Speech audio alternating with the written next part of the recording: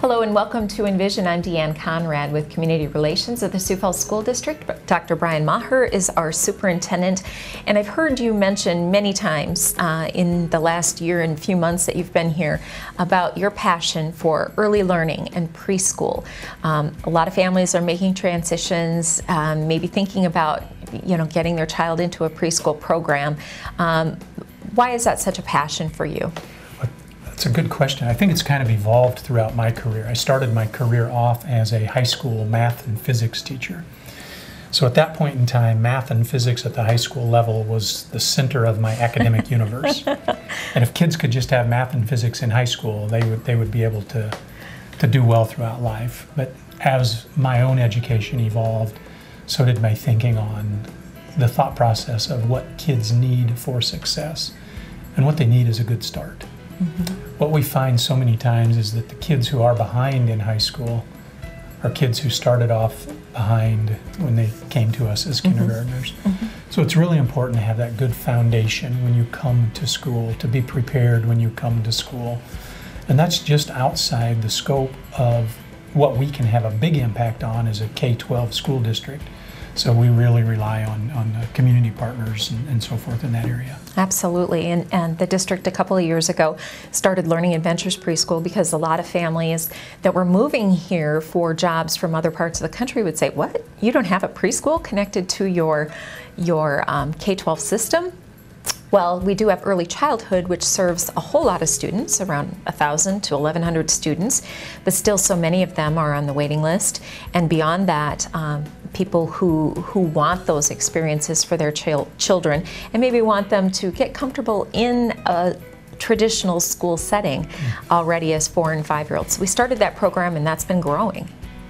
Love what we do. We have the targeted preschool, as you mentioned, and many of those students enrolled there are students who have a special reason to be in that program.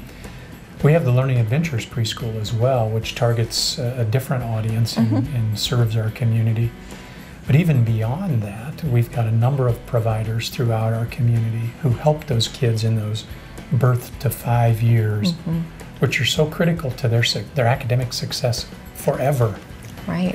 And I can't emphasize enough how important those years are, and I can't thank our community enough for all they do to make sure that our kids are ready by the time they're 5 years old, by the time they go to kindergarten. Right. And that still is a big task for our community, and certainly a task we're interested in as a school district. Absolutely.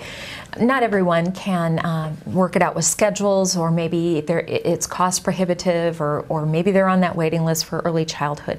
What are just some basic things parents can do to sort of maybe draw out those experiences that they, if they're not going to a preschool, what they might draw out and provide for their child, even if they're not going to preschool? Read, right? Play, read. Sure. Really, I think anybody knows the answer to that. But it takes a little time. It takes a little time to sit down and read with your child. It takes a little time to play with your child. And that play is important, whether that's playing catch, or whether that's playing dolls, or whether that's playing in the sandbox. Just the play and letting the mind inquire as to what sand feels like, or what water feels like, or what motor skills are involved with catching a ball. Those things that really should be fun between a parent and a child are just critical, but they take time. And we get so busy, all of us do. I do, everybody does, that sometimes we don't take that time. But it's so critical to the academic nurturing of that child. So it's reading and playing and a whole lot of just fun things for kids until they get to school. Right. It should be fun after they get to school too. Of course it should. But that reading is so critical, and even if you're out and about in the community, maybe it's not it'd be great if it was a sit-down 20 minutes devoted every single night, but if that's not something you can pull off, there's still other ways that you can be reading or directing, and oh, look at the letter A up on that sign right now, or can you find the letter Z, you know, in the newspaper or something like that, and helping them draw those things out and just encouraging that inquiry, as you said. My own kids, I have 3 kids, my own kids were all very, very good math students. And Go figure. And I contend it was because we went to so many ball games when they were little. Oh, sure. So they knew from volleyball how to go one by one. Sure. And then the difference between their score and the opponent's score, Sure. or our team's score and the opponent's score. And we did a lot of basketball. Sure. So adding by 2s and 3s, 1s, 2s, and 3s. Right. And again, the difference in the score and how many 2s would we need to make up, and just those fun things that were fun to experience Right. with your kids, going to ball games or watching ball games on TVs.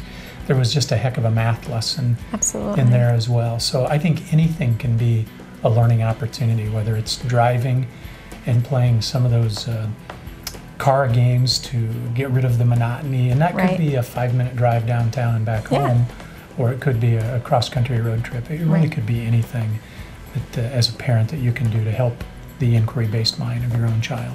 And that's free. That's free. All right. Well, thanks for joining us today on Envision.